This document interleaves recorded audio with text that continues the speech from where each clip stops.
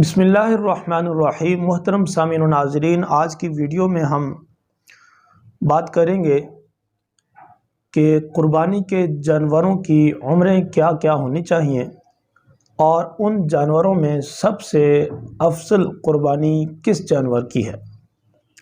میرے سامنے مشکات المصابیح کی شرح مرعۃ المناجی ہے جو مصنفہ ہے حضرت مولانا مفتی احمد یار خان نعیمی رحمۃ اللہ تعالی علیہ کی۔ اس میں حدیث نمبر ہے 1371۔ حضرت جابر رضی اللہ تعالی عنہ سے روایت ہے، فرماتے ہیں قال رسول اللہ صلی اللہ علیہ وسلم لا تذبحوا الا مسنۃ الا ان يعثر علیکم فتذبحوا جزعۃ من الضأن، رواہ مسلم۔ رسول اللہ علیہ السلام نے فرمایا تم ذبح نہ کرو مگر مسنہ، الا ان يعثر علیکم، اگر تم پر تنگ دستی ہو، فتذبحوا جزعۃ من الضأن، پھر بھیڑ کا 6 ماہ کا بچہ ذبح کرو۔ حدیث پاک میں لفظ مسنہ آیا ہے۔ امام اعظم ابو حنیفہ رحمۃ اللہ تعالی علیہ کی نزدیک مسنہ بکری میں 1 سال کے بچے کو کہا جاتا ہے، گائے میں 2 سال کی عمر کے بچے کو کہا جاتا ہے، اور اونٹ میں 5 سال کی عمر کے اونٹ کو مسنہ کہا جاتا ہے۔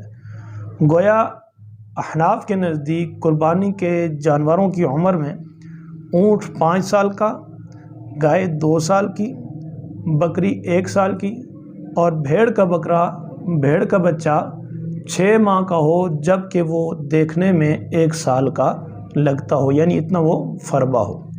تو ان جانوروں کی عمروں کے لحاظ سے ان کی قربانی کرنا جائز ہوگی۔